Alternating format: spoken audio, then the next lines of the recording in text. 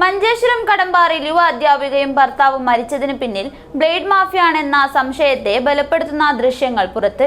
കടമ്പാറിലെ painting തൊഴിലാളിയായ അജിത്, വോർക്കാടിയിലെ സ്കൂളിലെ അധ്യാപികയായ ഭാര്യ ശ്വേത എന്നിവരെ കഴിഞ്ഞ ദിവസമായിരുന്നു വിഷം ഉള്ളിൽ ചെന്ന് മരിച്ച നിലയിൽ കണ്ടെത്തിയത്. ബ്ലേഡ് മാഫിയയുടെ ഭീഷണി താങ്ങാനാകാതെയാണ് ഇരുവരും ജീവനൊടുക്കിയതെന്ന പരാതിയുമായി ബന്ധുക്കളും അയൽവാസികളും രംഗത്തെത്തുകയും ചെയ്തിരുന്നു. City Gold, Gold and Diamonds, Kerala and Karnataka, the glow of purity. Manjeshwaram കടമ്പാറിൽ യുവ അധ്യാപികയും ഭർത്താവും മരിച്ചതിന് പിന്നിൽ ബ്ലേഡ് മാഫിയയാണോ എന്ന സംശയത്തെ ബലപ്പെടുത്തുന്ന ദൃശ്യങ്ങൾ പുറത്ത്. കടമ്പാറിലെ പെയിന്റിംഗ് തൊഴിലാളിയായ അജിത്, വോർക്കാടിയിലെ സ്കൂളിലെ അധ്യാപികയായ ഭാര്യ ശ്വേത എന്നിവരെ കഴിഞ്ഞ ദിവസമായിരുന്നു വിഷം ഉള്ളിൽ ചെന്ന് മരിച്ച നിലയിൽ കണ്ടെത്തിയത്. ബ്ലേഡ് മാഫിയയുടെ ഭീഷണി താങ്ങാനാകാതെയാണ് ഇരുവരും ജീവനൊടുക്കിയതെന്ന പരാതിയുമായി ബന്ധുക്കളും അയൽവാസികളും രംഗത്തെത്തുകയും ചെയ്തിരുന്നു. ഇവരുടെ ഈ ആരോപണത്തെ ശരിവയ്ക്കുന്ന ദൃശ്യങ്ങളാണ് ഇപ്പോൾ പുറത്തു വന്നിരിക്കുന്നത്.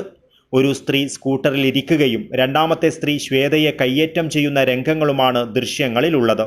വീട്ടിനടുത്ത് വെച്ചാണ് സംഭവം നടന്നതെന്ന് ദൃശ്യങ്ങൾ വ്യക്തമാക്കുന്നു. എന്നാൽ സ്കൂട്ടറിൽ എത്തിയവർ ആരാണെന്ന കാര്യം വ്യക്തമല്ല. കയ്യേറ്റം ചെയ്തവരെ കണ്ടെത്തി നടപടി സ്വീകരിക്കണമെന്ന ആവശ്യം ശക്തമായിട്ടുണ്ട്. 3 വയസ്സുള്ള മകനെ ബന്ദിയോടുള്ള അനിലിൻ്റെ സഹോദരിയുടെ വീട്ടിലാക്കി തിരിച്ചെത്തിയ ശേഷമായിരുന്നു അജിത്തും ശ്വേതയും വിഷം കഴിച്ചത്. ഗുരുതര നിലയിൽ ദേർലക്കട്ടയിലെ ആശുപത്രിയിൽ ചികിത്സയിലിരിക്കെയാണ് ഇരുവരും മരണത്തിന് കീഴടങ്ങിയത്. കുടുംബം ഒരു സഹകരണ ബാങ്കിൽ നിന്നും 3 ലക്ഷം രൂപ വായ്പ എടുത്തിരുന്നു. അതിൻ്റെ തിരിച്ചടവ് എല്ലാ മാസവും കൃത്യമായി നടത്തി വരുന്നുണ്ടെന്ന് ബന്ധുക്കൾ പറയുന്നു. എന്നാൽ ബ്ലേഡ് മാഫിയയിൽ നിന്നും വാങ്ങിയ പണത്തിൻ്റെ തിരിച്ചടവും കനത്ത പലിശയും ഇവർക്ക് താങ്ങാവുന്നതിലും അപ്പുറമായിരുന്നുവെന്നാണ് പ്രദേശവാസികൾ നൽകുന്ന വിവരം.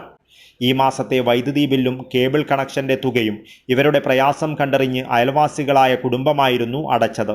CCTV ദൃശ്യങ്ങൾ പുറത്തുവന്ന സാഹചര്യത്തിൽ ബ്ലേഡ് മാഫിയയുടെ ഭീഷണി ഉണ്ടായിരുന്നോ എന്നതടക്കമുള്ള എല്ലാ കാര്യങ്ങളും അന്വേഷിക്കുമെന്ന് മഞ്ചേശ്വരം പോലീസ് അറിയിച്ചു. Abdul Rahman Udyavar, news bureau, Manjeshwaram.